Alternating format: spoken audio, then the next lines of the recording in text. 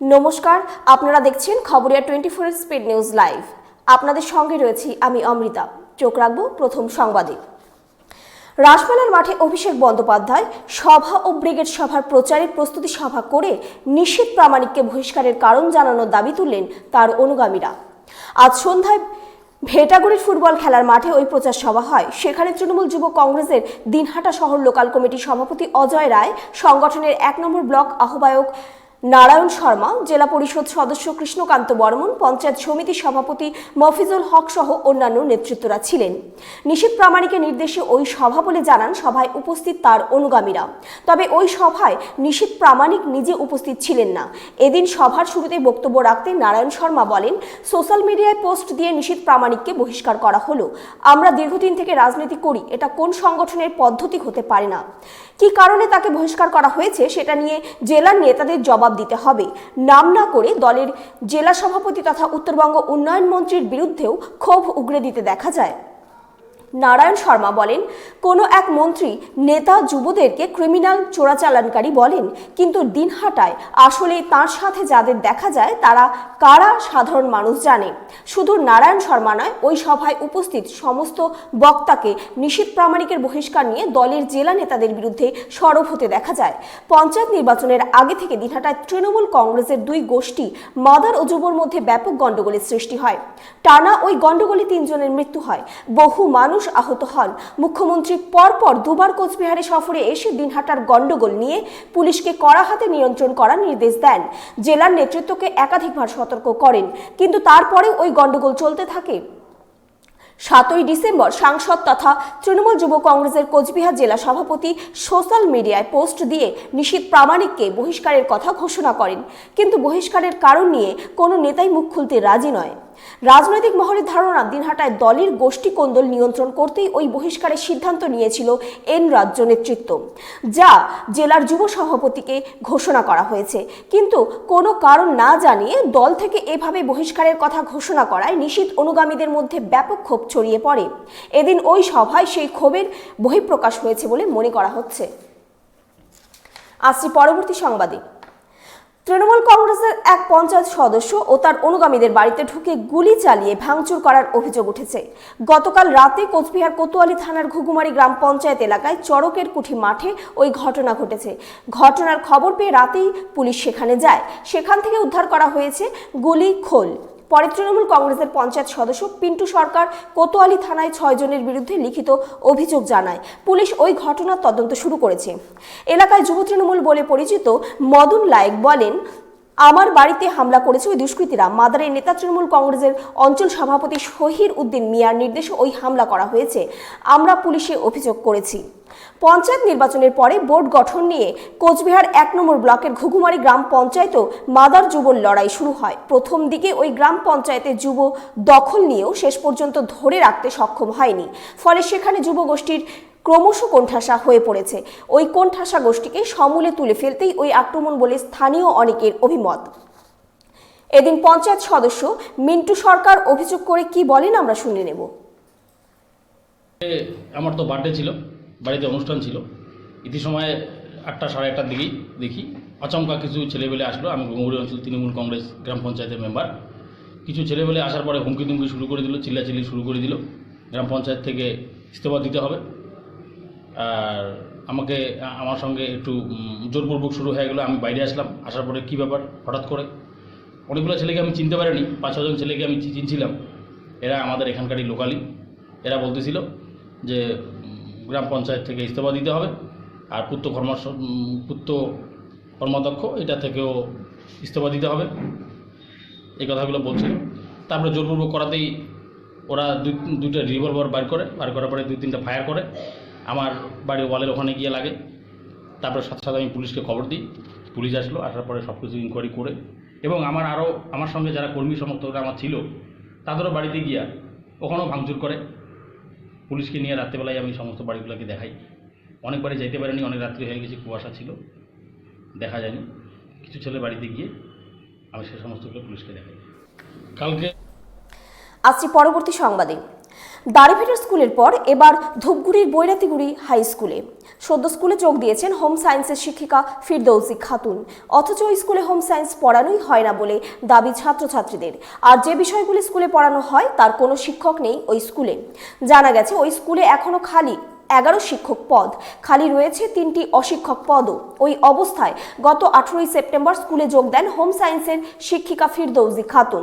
এই ঘটনায় ক্ষুব্ধ ছাত্র সংগঠনগুলি আন্দোলনে নামার হুঁশিয়ারি এসএফআই এভিবিপির।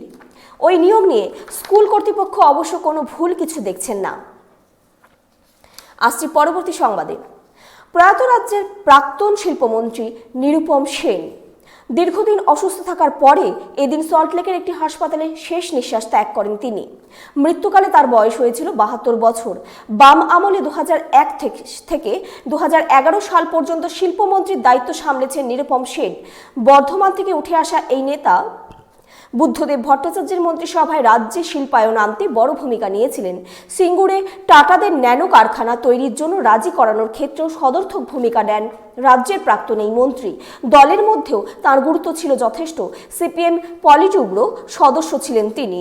প্রয়াত সিপিএম নেতার মরদেহ হাসপাতাল থেকে তার সল্টলেকের বাসভবনে নিয়ে যাওয়া হবে। তারপরে পিস ওয়ার্ল্ডে রাখা থাকবে মরদেহ। বুধবার প্রয়াত নেতার শেষকৃত্য হবে বলে জানা গিয়েছে। আসছি পরবর্তী সংবাদে। দলের নির্বাচিত পঞ্চায়েত সদস্য, পঞ্চায়েত সমিতির সদস্য সহ বুথ ও অঞ্চলের গুরুত্বপূর্ণ নেতৃত্বদের নিয়ে এই বৈঠক করলেন মন্ত্রী শুভেন্দু অধিকারী।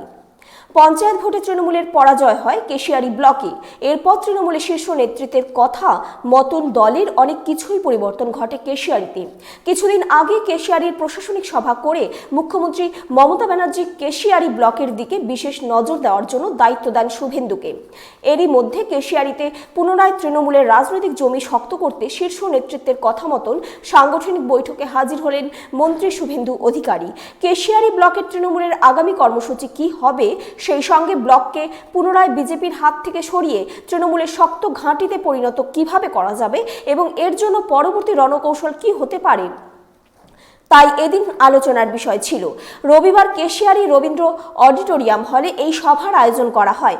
এদিন এই সভা থেকে স্পষ্ট যে কেশিয়ারি ব্লক তৃণমূল তাদের নিজেদের জায়গাটিকে পুনরায় নিজেদের হস্তগত করার জন্য রণকৌশল তৈরি করছে। বৈঠক শেষে সাংবাদিকদের প্রশ্নের উত্তরে শুভেন্দু বলেন, কেশিয়ারি ব্লকের তৃণমূল ঘুরে নয় সোজা হয়ে দাঁড়িয়েছে। এখানে গ্রাম সভা স্তরে ভোটে পিছিয়ে থাকলেও জেলা পরিষদে নিরিখে তৃণমূল এখানে 8000 ভোটে এগিয়ে রয়েছে। দলনেত্রী 3রা নভেম্বর থেকে সভা করে যাওয়ার পর থেকেই প্রতিদিনই পরিস্থিতি বদলে যাচ্ছে। তৃণমূল বাড়ছে আর বিজেপি কমছে। ব্রিগেডের সমর্থনে 3রা জানুয়ারি কেশিয়ারিতে একটি বড় সভা করবে তৃণমূল। শুভেন্দুবাবু আরও বলেন, 2009 সাল থেকে সিপিএম এর যেমন হারা শুরু হয়ে গিয়েছিল তেমনি বিজেপির অবস্থা হয়েছে। প্রধানমন্ত্রী নোট বদলেছেন, অর্থমন্ত্রী ট্যাক্স বদলেছেন, যোগী আদিত্যনাথ নাম বদলেছেন, আর মধ্যপ্রদেশ, রাজস্থান, ছত্তিশগড়ের মানুষ সরকার বদলেছেন। বিজেপির নৌকো ফুটো হয়ে গেছে, আর সরিয়ে লাভ হবে না। আসছি পরবর্তী সংবাদে। বিধানসভা ভোটে ক্ষমতায় এসে কংগ্রেস মধ্যপ্রদেশ, রাজস্থান এবং ছত্তিশগড়ে কৃষি ঋণ মুকুব করেছে। সেই চাপে পড়ে কৃষি ঋণ মুকুব করেছে বিজেপি শাসিত রাজ্য গুজরাটও। অসমের বিজেপি সরকারও গ্রামীণ বিদ্যুতের বিল মকুব করেছে। কিন্তু কংগ্রেস বা বিজেপি শাসিত রাজ্যের অনেক আগে যে পশ্চিমবঙ্গে তার সরকার কৃষি ঋণ, কৃষি জমির কর এবং মিউটেশন ফি মকুব করেছে, তা রবিবার কৃষাণ দিবসে টুইট করে জানালেন বাংলার মুখ্যমন্ত্রী মমতা ব্যানার্জি।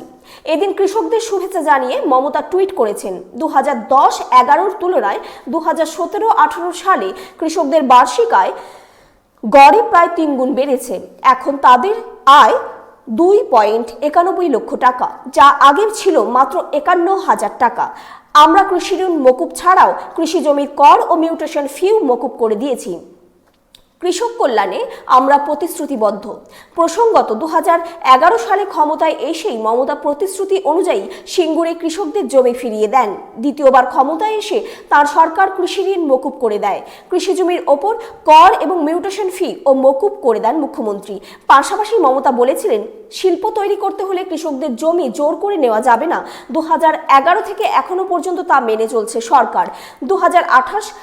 2018 সাল পর্যন্ত শিল্পের জন্য কোনো জমি জোর করে নেওয়া হয়নি। মমতা ব্যানার্জি বলেছিলেন, জমি নিতে হলে জমির মালিকের সঙ্গে শিল্পপতিদের আলোচনা করতে হবে, কৃষকরা রাজি থাকলে শিল্পপতিরা জমি পাবেন। আসছি পরবর্তী সংবাদে। প্রয়াত হলেন বাংলার টেলিভিশনের জনপ্রিয় বর্ষিয়ান অভিনেতা গৌতম দে। মৃত্যুকালে তার বয়স প্রায় 65। দীর্ঘদিন ধরে তিনি ক্যান্সারে আক্রান্ত ছিলেন। সোমবার সকাল 7টা নাগাদ শহরের একটি বেসরকারি হাসপাতালে মৃত্যু হয় তাঁর। মৃত্যুর সময় তিনি রেখে গেলেন স্ত্রী ও এক মেয়েকে। বেশ কয়েকদিন ধরে শারীরিকভাবে অসুস্থতা নিয়েই তিনি শুটিং করছিলেন। তিনি দীর্ঘদিন ধরে বাংলা থিয়েটারের সঙ্গে যুক্ত ছিলেন এবং বেশ কয়েকটি ছবিতে দেখা গিয়েছিল তাঁকে। জন্মভূমি ছাড়াও গৌতমবাবু অভিনয় করেছেন তিথির অতিথি, ধ্যাত তেরিকা, এ কোন সকাল, লাবণ্যের সংসার, খুঁজে বেড়ায় কাছের মানুষ এবং আরও অনেক সিরিয়ালে। সম্প্রতি দুটি জনপ্রিয় টেলি সিরিয়াল রানী রাসমণি এবং কুসুমদোলাতেও তাকে দেখা গিয়েছে। সৃজনশীল অভিনয়ের জন্য সকলের মন কেড়েছিলেন টেলিপাড়ার এই অভিনেতা। গৌতমবাবুর অন্যতম সেরা থিয়েটারগুলো হলো সাবাস, পেটো পাঁচন, দম্পতি, বৈশাখী ঝড়। ইন্দর সেন পরিচালিত টেলি সিরিয়ালে অভিনয়ের মাধ্যমে টেলিভিশন দুনিয়ায় পা রাখেন গৌতমবাবু। কাজ করেছেন রবি ঘোষ, মনোজ মিত্র, দুলাল লাহিড়ী, দিলীপ রায়, লিলি চক্রবর্তী, শুভেন্দু চট্টোপাধ্যায়ের মতো বিখ্যাত অভিনেতাদের সঙ্গে। আসি পরবর্তী সংবাদে। ইন্দোনেশিয়ার সুনামিতে এখনো পর্যন্ত মৃতের সংখ্যা 281। আহত হয়েছেন 1000 জনেরও বেশি। শনিবারের রাতে ভয়াবহ সুনামিতে নিশ্চিহ্ন হয়ে গিয়েছে ইন্দোনেশিয়ার বহু হোটেল, বাড়ি ও সমুদ্র সৈকত সংলগ্ন বিভিন্ন নির্মাণ। সে দেশের জাতীয় বিপর্যয় সংস্থা আজ একথা জানিয়েছে। ইন্দোনেশিয়ার বিপর্যয় মোকাবিলা সংস্থা জানিয়েছে, রবিবার বিকেল 4টা পর্যন্ত প্রাপ্ত হিসেবে সুনামির কারণে সুমাত্রা ও জাভার সমুদ্র তীরবর্তী এলাকায় 566টি বসতবাড়ি ও 9টি আবাসিক হোটেল বিধ্বস্ত হয়েছে। এছাড়াও 60টি খাবারের দোকান ও 350টি নৌকো জলোচ্ছ্বাসে ভেসে গেছে। ইন্দোনেশিয়ার প্রেসিডেন্ট জেকো উইডোডো এক টুইট বার্তায় সুনামিতে হতাহতের ঘটনায় গভীর দুঃখ প্রকাশ করেছেন। পরিস্থিতি মোকাবিলায় সংশ্লিষ্ট দপ্তরগুলিকে সর্বাত্মক উদ্যোগ নেওয়ার নির্দেশ দেওয়া হয়েছে বলে তিনি জানান। ক্রাকাতোয়ায় অগ্নুৎপাতের জেরে এই সুনামি বলে জানিয়েছে আবহাওয়া দপ্তর। এবারে সুনামি কোনো ভূমিকম্পের কারণ হয়নি। সম্ভবত লামপাংয়ের মাউন্ট ক্রাকাতোয়া আগ্নেয়গিরির অগ্নুৎপাতের প্রভাবেই এদিনের সুনামির কারণ। অগ্নুৎপাতের জেরে ধস থেকে কম্পন ও তা থেকে সুনামি বলে মনে করা হচ্ছে। সরকার জানান কোনো রকম পূর্বাভাস ছাড়াই সুনামির কারণ 3 থেকে 10 ফুট উঁচু জলোচ্ছ্বাস সৃষ্টি হয়। এর ফলে সুন্দা প্রণালীর দ্বীপগুলিও ছাড়াও দক্ষিণ সুমাত্রা ও পশ্চিম জাভা প্রদেশের অনেক এলাকা প্লাবিত হয়েছে। দুর্গত অনেক এলাকায় এখনও উদ্ধারকর্মীরা পৌঁছতে পারেননি। চূড়ান্তভাবে প্রাণহানি ও ক্ষয়ক্ষতির পরিমাণও আরও বাড়তে পারে। আসছি পরবর্তী সংবাদে। 2019 সালের দশম ও দ্বাদশ শ্রেণীর বোর্ডের পরীক্ষার সময়সূচি ঘোষণা করল সিবিএসই। গত বছরের তুলনায় এবছর পরীক্ষা বেশ কিছুদিন এগিয়ে নিল বোর্ড। বোর্ডের তরফে জানানো হয়েছে 2019 সালে দশম শ্রেণীর পরীক্ষা নেওয়া হবে 21শে ফেব্রুয়ারি থেকে 29শে মার্চ পর্যন্ত।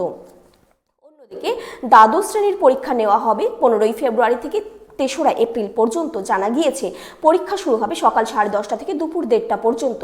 তবে উত্তরপত্র দিয়ে দেওয়া হবে সকাল 10টাতেই, প্রশ্নপত্র দেওয়া হবে সকাল 10:15। আগামী বছরে নিট বা অন্যান্য প্রতিযোগিতামূলক পরীক্ষার তারিখের সঙ্গে বোর্ডের পরীক্ষার তারিখ যাতে মিলে না যায় সেদিকে নজর রেখেই ওই সময়সূচি ঘোষণা তৈরি করা হয়েছে বলে জানা গিয়েছে। আসছি শেষ সংবাদে। রথযাত্রা নিয়ে এবার সুপ্রিম কোর্টে মামলা দায়ের করল বঙ্গ বিজেপি। সোমবার হাইকোর্টের ডিভিশন বেঞ্চের রায়কে চ্যালেঞ্জ জানিয়ে সুপ্রিম কোর্টে মামলা দায়ের করে তারা। প্রসঙ্গত, গত 20শে ডিসেম্বর শর্ত সাপেক্ষে রথযাত্রার অনুমতি দেয় কলকাতা হাইকোর্টের সিঙ্গেল বেঞ্চ। রায়ে বলা হয়, আগামী 12 ঘন্টার মধ্যে রাজ্য প্রশাসনকে রথযাত্রার সমস্ত নিরাপত্তার ব্যবস্থা করতে হবে। পর্যাপ্ত পুলিশের ব্যবস্থা করতে হবে রাজ্যকে। যেসব জেলায় রথ প্রবেশ করবে তার 12 ঘন্টার আগে প্রশাসনকে জানাতে হবে বিজেপির তরফে। এলাকায় শান্তি শৃঙ্খলা বজায় রাখতে হবে। কোনো ক্ষয়ক্ষতি হলে তার দায় বিজেপিকে নিতে হবে। এরপর রথযাত্রার সম্ভাব্য দিনও ঘোষণা করে দেয় বিজেপি। বলা হয় 22, 24 ও 26শে ডিসেম্বর রথযাত্রা শুরু করা হতে পারে। এরপর সিঙ্গেল বেঞ্চের রায়কে চ্যালেঞ্জ করে ডিভিশন বেঞ্চে যায় রাজ্য সরকার। সেখানে সিঙ্গেল বেঞ্চের রায় খারিজ হয়ে যায়। মামলাটি ফের শুনানির জন্য সিঙ্গেল বেঞ্চে পাঠিয়ে দেয় ডিভিশন বেঞ্চ। সেই রায়কে চ্যালেঞ্জ করে সুপ্রিম কোর্টে মামলা দায়ের করল বিজেপি। এতক্ষণ আপনারা দেখলেন খবরিয়া 24 এর স্পিড নিউজ লাইভ। আরও নিউজের জন্য ভিজিট করুন আমাদের ওয়েবসাইট www.খবরিয়া24.com। সারাদিনের নিউজ আপডেট পাওয়ার জন্য লাইক করুন আমাদের ফেসবুক পেজ এবং সাবস্ক্রাইব করুন আমাদের ইউটিউব চ্যানেল। সঙ্গে থাকুন এবং দেখতে থাকুন Khabariya 24, prime time, all the time. নমস্কার।